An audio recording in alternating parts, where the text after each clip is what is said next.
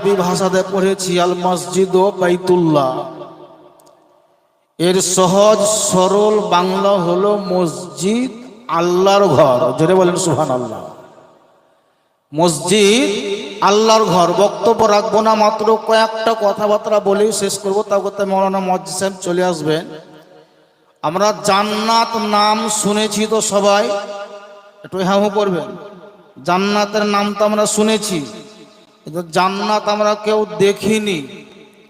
ওলামায়ে কেরামের মুখ থেকে শুনেছি কি জান্নাতের কোনো জিনিসে জান্নাতের ভিতরে অভাব নাই, এমন কোনো জিনিস জান্নাতে নাই এটা বলা যাবে না।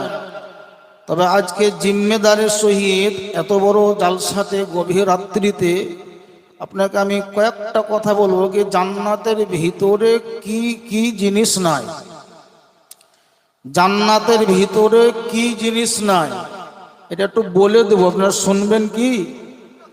জান্নাতের ভিতরে কি জিনিস নাই এটা বলবো।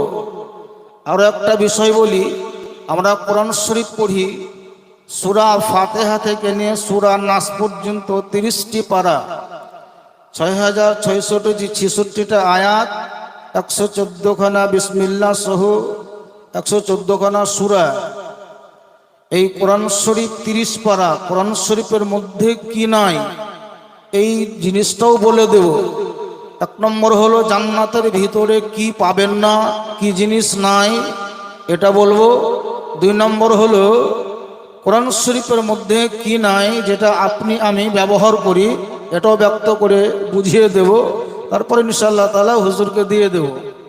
আমি হাদিস থেকে এটা তেলাওয়াত করেছি, আল মসজিদ ও বাইতুল্লাহ, মসজিদ আল্লাহর ঘর।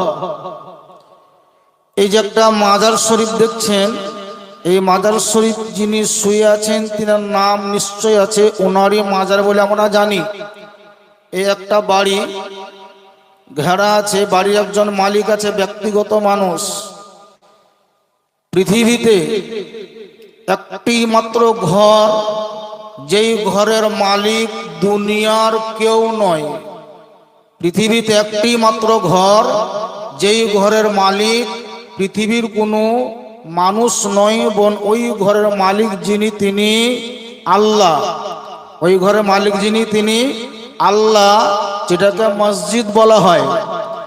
হাদিস শরীফের মধ্যে লেখা আছে যে মসজিদ যেখানে মানুষ আল্লাহর ইবাদত করে, কিয়ামতের দিন হাসরের ময়দানে বিশ্বের মানুষের যেদিন আল্লাহ তাআলা হিসাব নেবেন, সেই দিন আল্লাহ পাক যারা জাহান্নামী তাদেরকে জাহান্নামের দিকে রাস্তা দেখিয়ে দেবেন, যারা জান্নাতি তাদেরকে আল্লাহ জান্নাতি ঘোষণা করে দেবেন। তার মানে জাহান্নামীকে জাহান্নামের দিকে, আর জান্নাতি ব্যক্তিকে জান্নাতি যারা হবে তাদেরকে জান্নাতের দিকে আল্লাহ তাআলা রাস্তা দেখিয়ে দেবেন। পৃথিবীতে একটি মাত্র ঘর, যেই ঘরের মালিক আল্লাহ। এই ঘর আল্লাহর নিকটে কত পছন্দনীয় ঘর, একটু মাত্র কথা বলবো। এই রূপরামপুর গ্রামের কোন একজন ব্যক্তি যিনি অর্থের মালিক, অঢল টাকা, দেখা গেল একদম ভিট থেকে নিয়ে ইট পর্যন্ত, মানে একদম শুরু থেকে শেষ পর্যন্ত কয়েক মঞ্জিল, কয়েক তলা বিল্ডিং তৈরি করলো। একদম নিচু থেকে নিয়ে শেষ পর্যন্ত সোনা চাঁদি হীরা মতি বিভিন্ন দিক দিয়ে বিভিন্ন জিনিস দিয়ে ঘরটাকে সাজিয়ে রাখলো। যেই ঘরের দরজা অন্যরকম হতে পারে, ব্যক্তিগত একজন ব্যক্তিগত বসবাস করার জন্য ঘর বিভিন্ন কোয়ালিটি দিয়ে 5 তলা একটা বিল্ডিং তৈরি করলো। দুনিয়ার লোক ঘরটা দেখে প্রশংসা করে। ওই 5 তলা ঘরের নিচে মাটির গোটা দিয়ে একটা দেওয়াল তৈরি করা, উপরে যদি তিরপলও টাঙা থাকে, মাটির দেওয়াল দেওয়া ঘর, উপরে তিরপল টাঙানো আছে।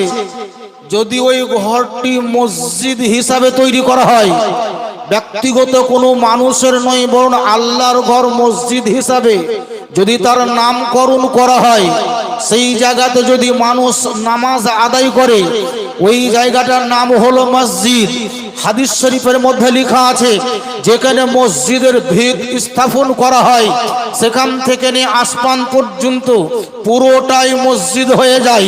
আমাদের যিনি পয়গম্বর পয়গম্বর আকা মুস্তাফা নবী মুহাম্মদ রাসূলুল্লাহ জোরে পড়ে সাল্লাল্লাহু তাআলা আলাইহি ওয়াসাল্লাম তিনি বলেছেন 5 তলা ঘরের অপেক্ষা মাটির দেওয়াল দেওয়া যদি একটা ঘর তৈরি করা হয় উপরে তিরপল টাঙিয়ে দেওয়া হয় যদি এটা মসজিদ ভাবে লিখিত করে দেওয়া হয় আমার পয়গম্বর মুস্তাফা নবী বলেছেন 50 তলা বিল্ডিং এর অপেক্ষা খোদার নিকটে সবচাইতে পছন্দনীয় ঘর যেটা সেই ঘরটার নাম হলো মসজিদ।